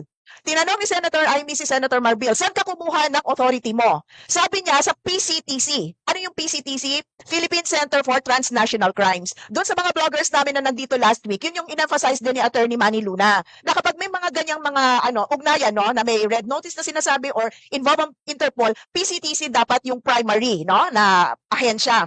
Ngayon, nung tinanong ni Senator Amy, yung representante ng PCTC, meron ba kayong utos? Sabi, wala. Hindi ba ang gulo ngayon? Dito kay Senator Bato, sinabi ng DILG, walang actionable document, wala pa kasing request sa Interpol, kaya hindi pa ang gulo. Yun yung sinasabi na ine-emphasize ni Attorney Torion. Kailangan malinaw kasi paano naman yung rights, yung karapatan ng taong gusto mong dalhin sa ibang bansa. Natatanggalan mo ng kanyang karapatan na maging malaya. Kung hindi malinaw, in fact, nung dyan sa Pangilinan versus Cayetano, tinanong ni Justice Leonen, yung abogado na petitioner, na-establish doon, wala nga sa batas natin ang salitang ICC. Wala sa batas natin ang salitang pre-trial chamber. Wala sa batas natin ang mga katagang confirmation of charges kasi nga umalis na tayo doon sa Rome Statute. So ano ngayon ang batas na gagamitin natin para masabi natin na kinikilala natin yung mga katagang yan? Correct me if I'm wrong, mga Panyero, do we even have a legal definition of surrender insofar as bringing a person to another Wala. tribunal is concerned? Wala po tayong surrender mechanism. Sinabi na rin yan dun sa journals ng RA 9851. And what I have here actually is a chart, I can furnish you a copy. Ng lahat ng surrender mechanism sa lahat po ng naaaral namin na mga ibang bansa, with regard to ICC and other foreign tribunals. Papadala ko to sa inyo, partner, this is independent research. Sa Pilipinas lang po na sinasabi na no RTC warrant is required. Tayo lang ang nagsasabi niyan. And not tayo, but the current administration, Sa United Kingdom, competent court shall issue a delivery, etc. Competent court. Okay? Canada, okay? Nakalagay, the minister may, etc., to the attorney general, etc., to the court. Ayan na naman, court. So that the judge shall inform the person that they will not, etc. Judge. South Korea. Nakalagay din po. Hindi ko na isa-isa na. South Korea, Argentina, Paraguay, South Africa. So far, ubusin na po natin lahat ng bansa. Ang lahat ng surrender mechanisms nila, if any, ay dumadaan po sa judge. Tayo, ni wala pang surrender mechanism. In short, we must resort to the courts first. Maraming salamat, Attorney Jimmy. Na-cite natin yung enumeration tayo. Thank you very much, Attorney Bondoc. Alam mo, sa totoo lang po, sa mga sunod-sunod na pangyayari na talagang kinabigla ng mga Pilipino at talagang kitang-kita mo yung pambabalahura sa Pilipinas, apektado po tayong lahat na simpleng mamamayang Pilipino. Ito po ay hindi katanggi-tanggi. Ito po ay talagang totoo na nangyayari sa ating bansa. So sa mga nanonood ng mga OFW, spread the word. Kasi ito po yung reality, ito yung totoo Ngayon kung talagang meron kang malasakit sa bayan, hindi mo ito hahayaan. Pero anong ginagawa nila? Inaabuso nila ang kanilang autoridad na hindi natin dapat palagpasin. We are not, parang kinukonvince namin kayo na magalit. Bagkos kailangan manindigan tayo kasama ng mga taong naninindigan. Ngunit sinisira nila. Kung sino yung magsasalita ng katotohanan, bukas may kaso ka na. Pero ang isang pagmamalaki natin dito, pag kinasuhan ka daw, ito ay siguradong hindi ka daw magnanakaw. So, gusto ko lamang pong ituloy-tuloy natin ang ating katanungan na gusto namin ang magpaliwanag at sumagot ay yung mga pinagmamalaki natin dito sa PDP at naninindigan. Dahil sila na lang po na ang boses na dapat paniwalaan at pakinggan ng ating mga kababayan mula sa iba't ibang lugar. Bakit? Walang agendang iba to kundi ipaglaban lamang ang ating mga kababayan na talagang inaapi at tinatanggalan ng karapatan. At lalong-lalo na yung pang-aabuso ng mga hindi marunong kumilala sa batas ng Pilipinas kung saan tayo talaga nakatalaga bilang Pilipino. Attorney Torion, Attorney Bondok at syempre Attorney Topacio, may perception po na may dalawang klase na po ng hustisya. Isa para po sa mahirap at isa naman para po sa makapangyarihan. Paano po ninyo ito papaliwanag at sasagutin para po sa kaalaman at paglilinaw sa kaisipan ng atin pong mga kababayan? I will defer to Attorney Attorney Topacio Topacio. kasi nai-enjoy ako pag siyang sumasagot. Pero, hindi, bago siya sumagot kasi sigurado hindi, mabilisan to, one sentence lang to. Hindi po ako naniniwala na dalawa yung batas na meron sa makapangyarihan tapos meron sa mahirap. Tingin ko dalawa po yung batas ngayon. Sa panig sa administrasyon tsaka kontra sa administrasyon. Yun po ang meron na yung batas ngayon. Attorney Topacio. Hindi, para sa akin po, ito, very brief lang naman ito, no? Kasi may binabasa akong comment dito kanina na, ito, well, totally related. Nagtataka lang yung ibang mga netizens. Kasi nga, naging interested si Congresswoman Laila De Lima yung sa issue ng driver ng NBI. Bakit daw pag driver at butukan ang usapan, interesado si Laila? Tatanong lang naman yung mga netizens. Anyway, Sabi ko na nga ba ganda talaga siya ipasagot sa tanong na yun. anyway, hindi, tama yung sinabi ni Tama Jimmy. talaga ako. Oo. Hindi po dalawang o tatlong batas.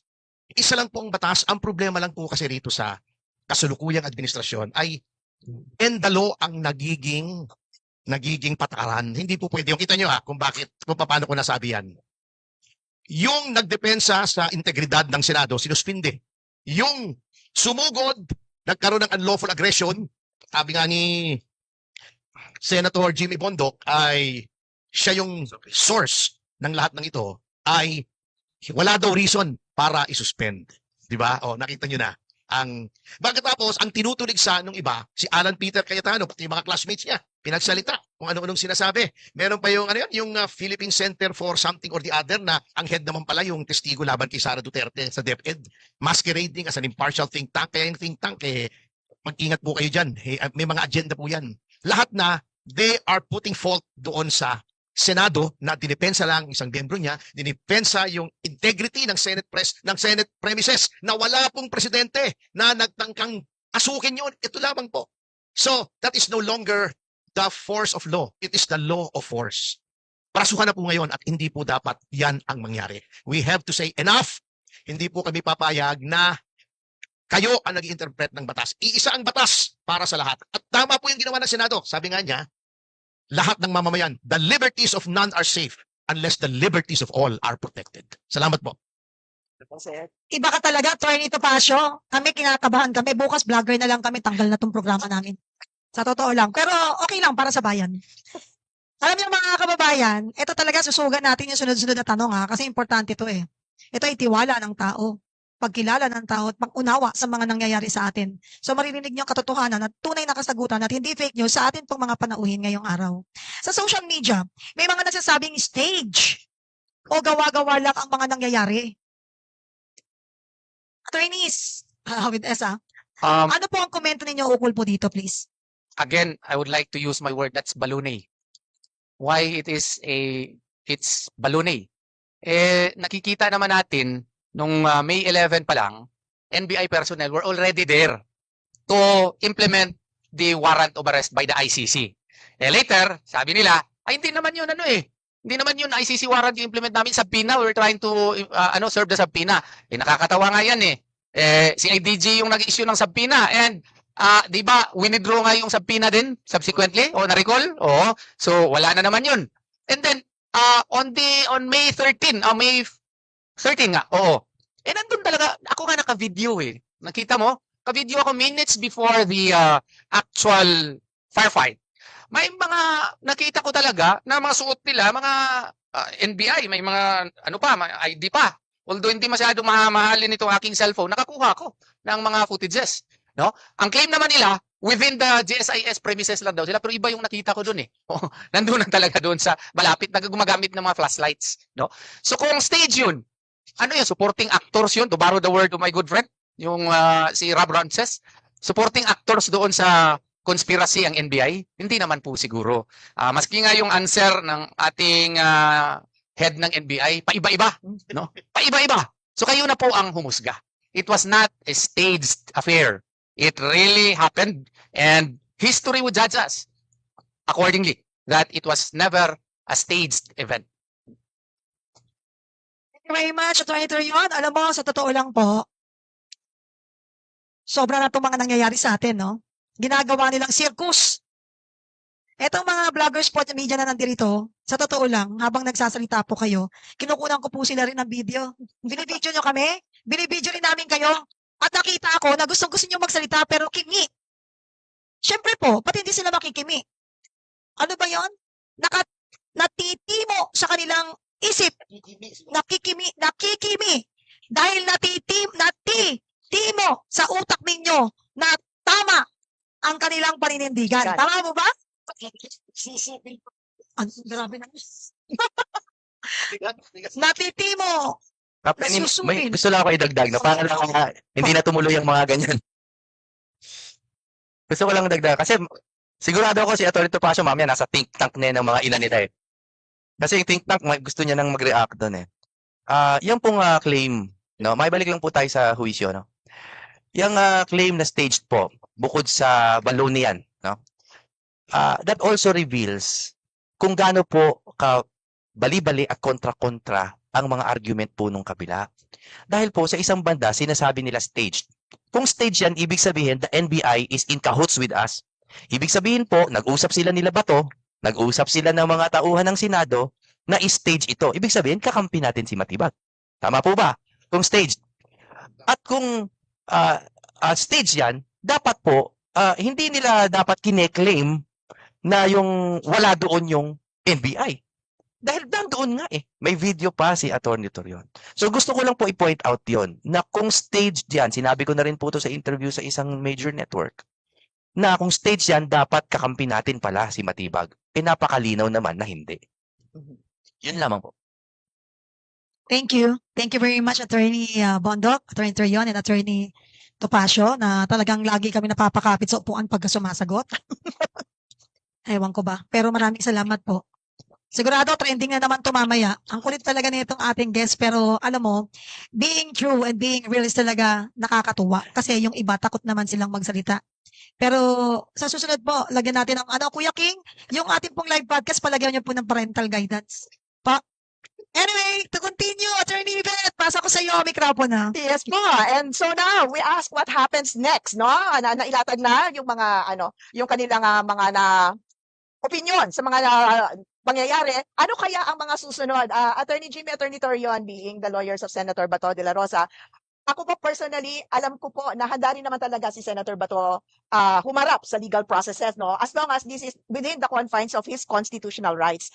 Ang tanong ko lang po ay, kayo ba ay may hinihiling o ipinapakiusap na mga kondisyon bago siya humarap dito sa mga legal processes? Kung meron man po. Yes, a very clear governmental procedural mechanism as to how we can implement surrender. Yun po ang aming request. Matagal na, noon pa. Oo. Gusto nyo palang dakpin si Senator De La Rosa, pareho kay tatay, nagre-request kami, why don't you, kung gusto nyo talaga surrender, why don't you amend Republic Act 9851? And what you call this, clearly spell out the procedure as to how can we implement the surrender of Senator Bato de la Rosa. In the meantime, nawala yan, kaya nga kami nagpipray sana sa Korte Suprema ng TRO, no? Pending the determination as to whether or not Philippines or the Philippine government authorities can continually cooperate with ICC authorities. In the meantime, we are on bended knees, no, before the Supreme Court, requesting and praying that the temporary restraining order would be issued para mapag-usapan, ma-clearly deliberate ng ating mga honorable justices as to whether or not meron pa bang karapatan ang ating gobyerno to continually cooperate with ICC authorities even if we already withdrew from the Rome Statute effective March 17 of 2019. So yun po. Meron lang akong gusto idagdag, no? Kasi this is just my view, hindi pa namin to pinag-uusapan. But this is based on basic legal precepts. Kung sakali po na magpasa na sila ng surrender mechanism, Mhm. ngayon, no? Apa. Ang tanong nila kung gagalangin pa rin namin yan pag may surrender mechanism. Na ako lang po personally, hindi po dapat. Mhm. Dahil una sa lahat, that will take on the nature of a criminal law or at least it will, magiging ex post facto law yan. Kapag yan ay in-apply retroactively. Alam niyo po, ang criminal law or any law, kahit procedural pa, when it has something to do with the liberties of a person or criminalizing something that was not criminal, ex post facto law and in the Bill of Rights nakalagay no ex post facto law or Bill of Attainder shall be passed.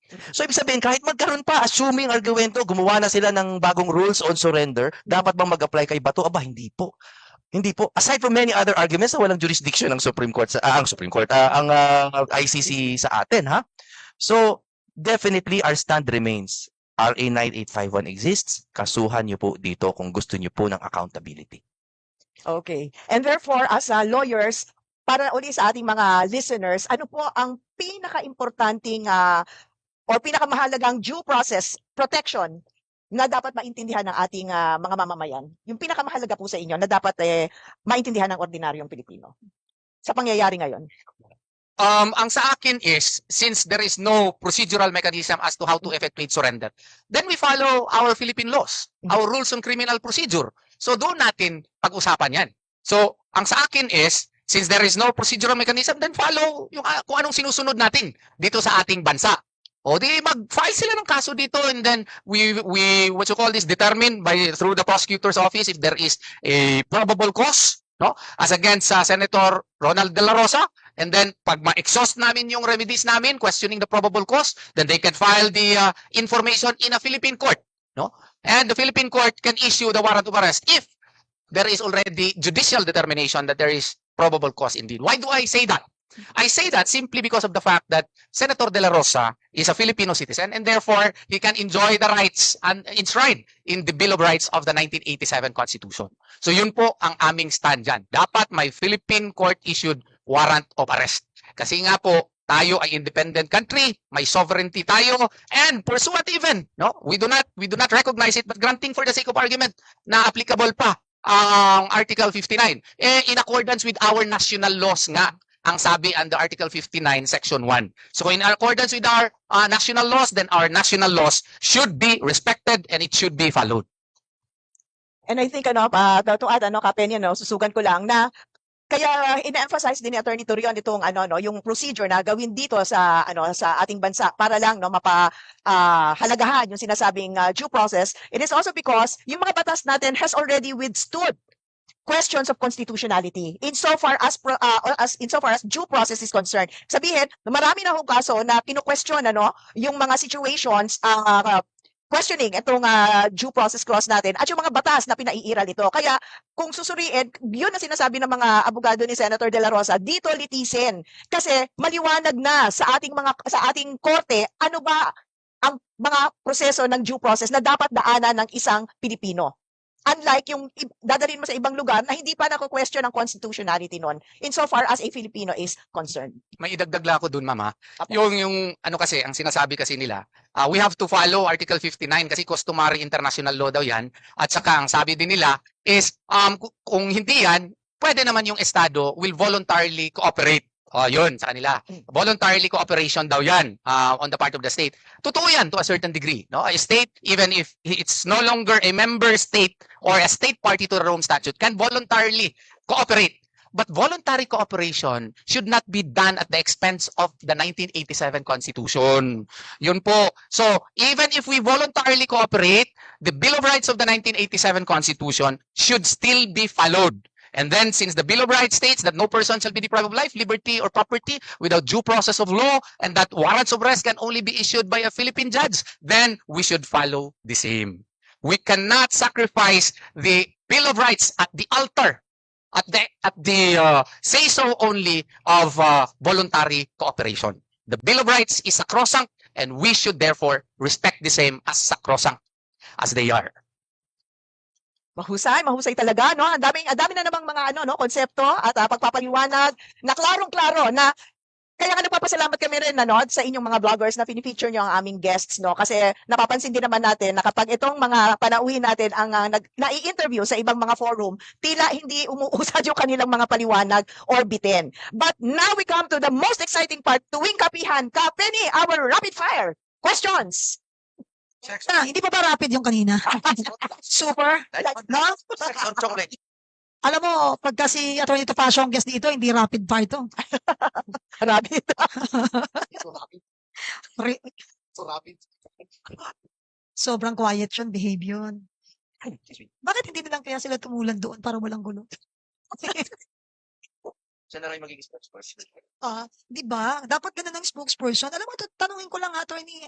Yvette, Oh. hindi ba, ibalik ko lang kasi hindi ako makapasok kanina that I really enjoying listening to our lawyers ng PDP, ang gagaling. Kanina, wala bang paglabag o hindi ba pwedeng kasuhan ang presidente ng Senado dahil doon sa kaganapang nangyari noong isang linggo na bakit hinayaan na mangyari ito? I'm talking about the Senate President, former. No? Hindi ba, attorney, kayo po yung nakakaalam, mas maalam, hindi ba tayo pwedeng, or hindi pala ako, no, hindi naman ako magkakaso sa kanya, takot ko lang. Hindi ba siya pwede ditong makasuhan sapagkat bilang presidente ng Senado, ikaw yung may kumpas sa pangkalatan. Kahit sabihin mong merong Sergeant of Arms, dahil nakita mo yung pitik ng camera, nakita yun ng buong sambayan ng Pilipino, nakita niyo yung pitik ng camera, yung pagdating po ni Senator Bato, parang namangha. Anong kumpas yung ginawa niya at bakit hinayaang magkaroon ng gulo? In fact, that day, pwedeng may namatay. At ang kinatatakot namin doon yung mga media. Parang, ang tawag sa ganyan, di ba, magkaroon ng collateral damage. Di ba? Tapos ganun lang yon ang papakita mo sa taong bayan, parang, you know nothing? Parang wala kang alam? Parang shock ka o na-shock ka dahil ba't biglang nakapasok at nakaboto?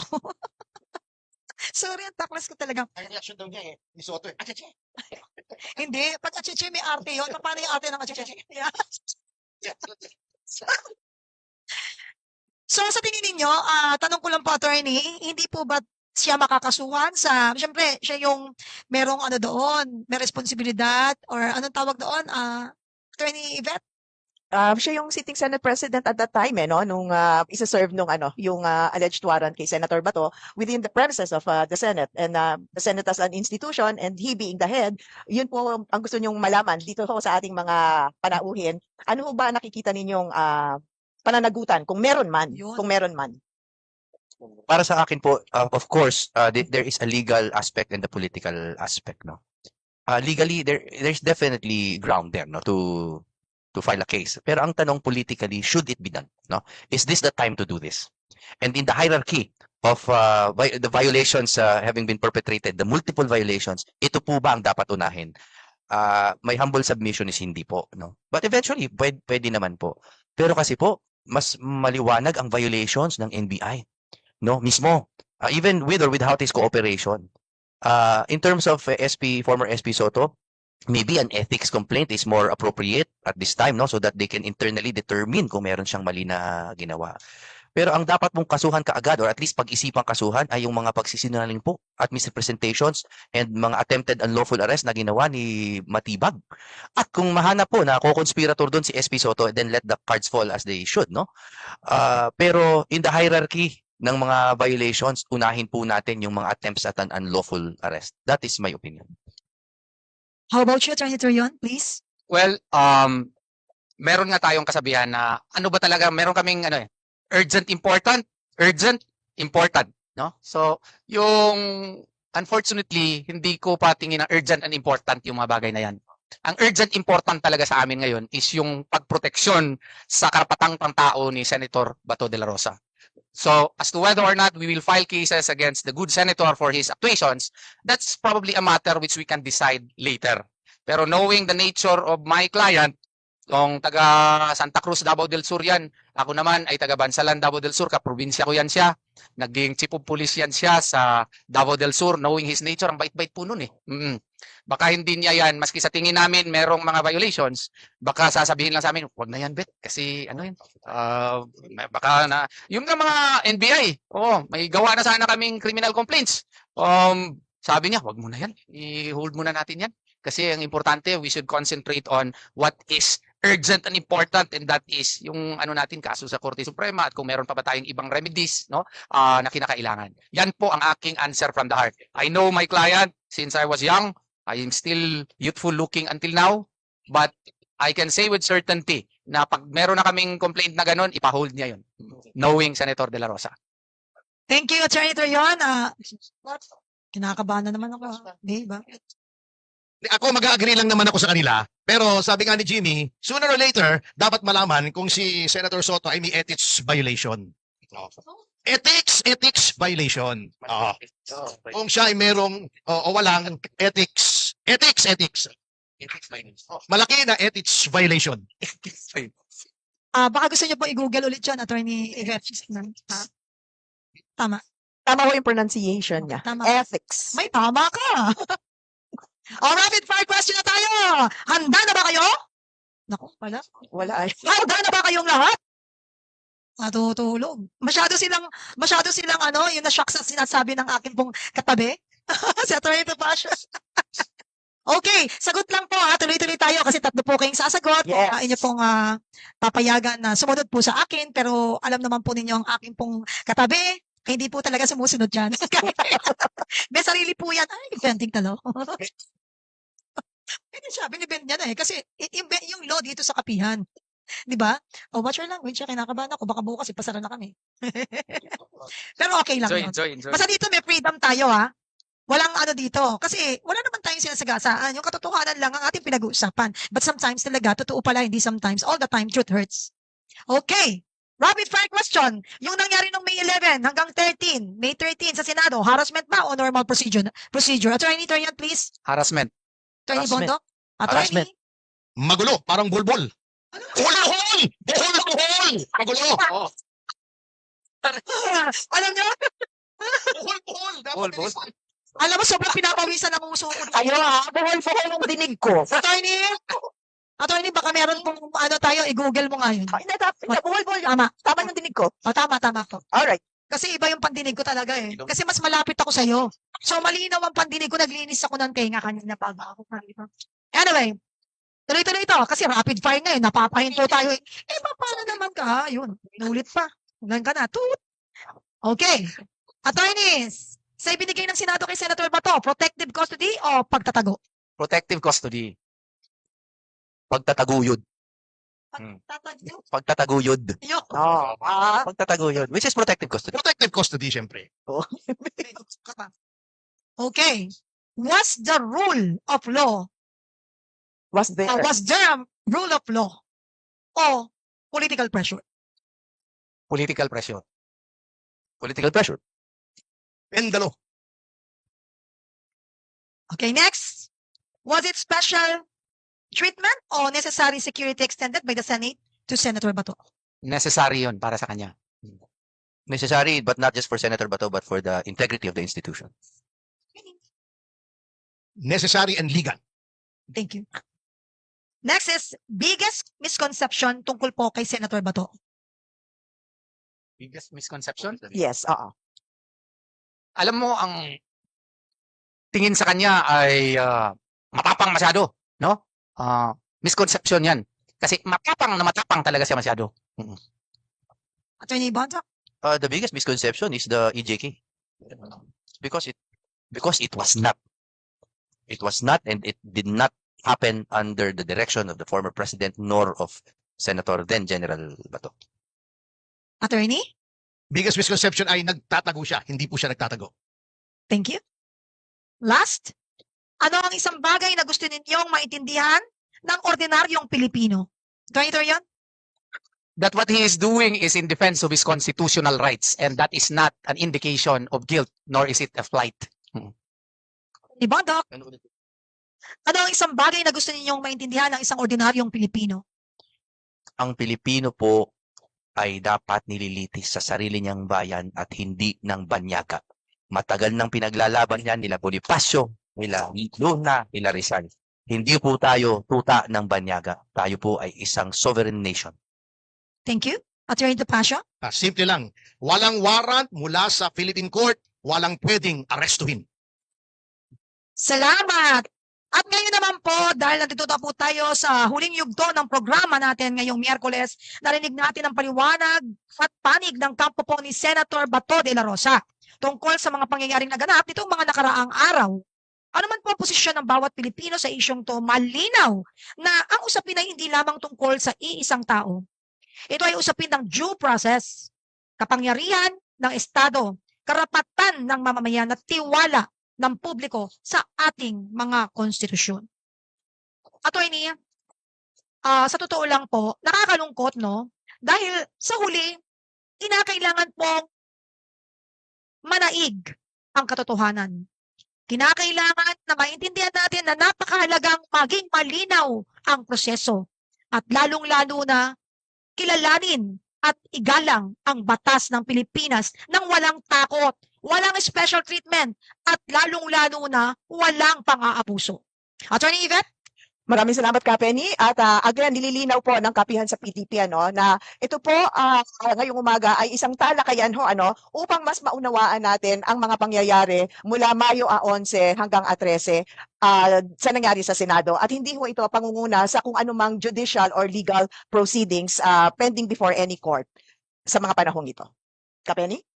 Hindi naman po gusto natin bigyan ng oras upang magbigay ng kanilang mga parting statement ang atin pong butihing mga abogado na siya pong talagang magbibigay boses sa mga walang boses. Kasi kahit may boses yan, hindi naniniwala dun sa makikinig. Kaya tama lamang po na ang ating mga kinatuwang mga abogado sa ating partido ang siyang humarap at kumilala sa tamang batas na maibabato ng tama sa atin pong mga kasama na talagang hindi nila binibigyan ng pagkakataong marinig ng taong bayan ang katotohanan sapagkat marami pong pinagtatakpan. Attorney Torion, it's your time para magsabi ng isang pahayag na talagang titi mo sa kanilang kaisipan. Tama po. Well, I would like to repeat again what I just said a while ago. Between a leviathan of governmental power and the individual lies a shield. And that shield is the Bill of Rights of the 1987 Constitution. Between the discretion of executive power as to how we can cooperate with foreign entities and individual rights, the Constitution should prevail. And that is, we should also give rights to or recognize the rights of Filipino citizens. What is happening to Senator Bato de la Rosa may happen to you, to your loved ones, or to your parents, or even your friends. So therefore, our efforts in protecting the rights of Senator Bato de la Rosa is not an attempt to escape accountability on his part. What we are saying is that if there should be accountability, it should be done within the confines of our 1987 Constitution, because the 1987 Constitution cannot be sacrificed at the altar of expediency, at the altar of executive discretion, nor is it sacrificed at the altar of popularity or any public acclaim. That's it. Attorney Bondoc, please. Thank you very much, Attorney Torion. Nakasaad po sa Biblia sa John 18:36, my kingdom is not of this world. Ang ibig po sabihin niyan ay among many other interpretations ay kahit po pumuti na ang uwak, hindi po talaga natin mararating ang utopia o yung talagang pantay-pantay na batas. The only justice we can expect is human justice. Ang akin pong paalala sana sa ating lahat ay matuto po sana tayong mag-usap ng mas mahinahon. Dahil kung iintayin pa po natin na magkaroon ng complete justice bago po umayos ang pag-uusap natin sa isa't isa, ay hindi na po tayo mag-uusap ng maayos kailanman. Kaya po ako ay nagpapaalala sa mga kaibigan ko at sa sarili ko na maging mahinahon. At to be slow to anger and to be slow to judgment. Kung kalaban nyo man po si Senator Bato, makinig po muna sana kayo sa aming mga argumento. At kung kayo naman po ay nakapanig sa amin, wag din po natin isuko ang ating kaluluwa para lamang po maging tama. Because what does it profit a man to gain the world but lose his soul? So, Tayo po ay iisang bansa at iisang diwa. Magkasundo po tayo na mag-uusap tayo ng maayos at mahinahon.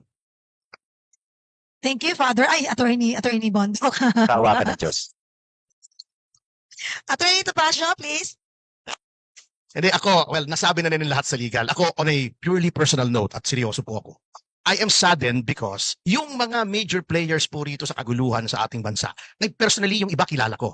Umpisahan na natin kay Ombudsman Boying Remulla. High school pa po ako. Kilala ko na yan. Lakas magsigarilyo niyan eh. Kasi ang tatay ko, board member ng Cavite Province, nung gobernador ang ama niya, si Johnny Remulla. Kung bakit, mabait po yan, maayos yan. Naging chief of staff yan ni Senator Loy, pinupuntahan ko pa yan dito sa Senado. Siya pa mismong gumagawa ng kape ko. Ganyan kabait yan, ganyan ka-grounded yan. No pun intended kasi kape, grounded eh. Yun ang, ganyan ka-grounded yan. Nakasama ko pa kay Erap noon, nung ASEC ako sa DILG, siya ay nasa PMS. Mabait yan eh. Kung bakit nung nagkaroon ng national office, eh biglang lumaki ang ulo. Si Terry Ridon, kilala ko yan, lagi kong kakwentuhan niya sa Shangri-La, nagkakapi kami yan.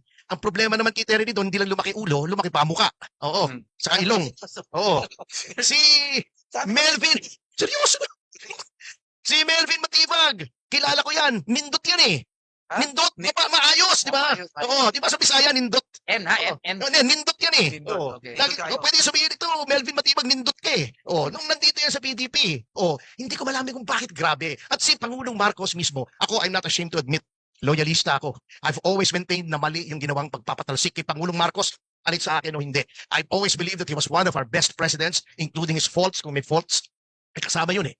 Pero at ako nanindigan, naniwala na kapag bumalik ang mga Marcos in the person of Marcos Jr., he will try to redeem the family name. Because siguro wala pang isa sa 1 bilyon sa mundo ang nabibigyan ng ganong pagkakataon na disgrace yung iyong ama, binigyan ka ng pagkakataon na ibangon, na ipatunayan na ang Marcos hindi ganito, hindi ganon. Anong ginawa niya? Pinatunayan na niya na not only mas parang sinabi niya na in 3 years, yung sinasabi nila yung aming dinideny ng mga loyalista ng 40 years ay hindi totoo. Totoo pala. At pinatunayan niya na there can be someone even worse than Noynoy Aquino, and that is he. Siya pa pala. So doon po kami nang hihinayang ako on a personal basis. Kasama po yan. Mabait yan eh.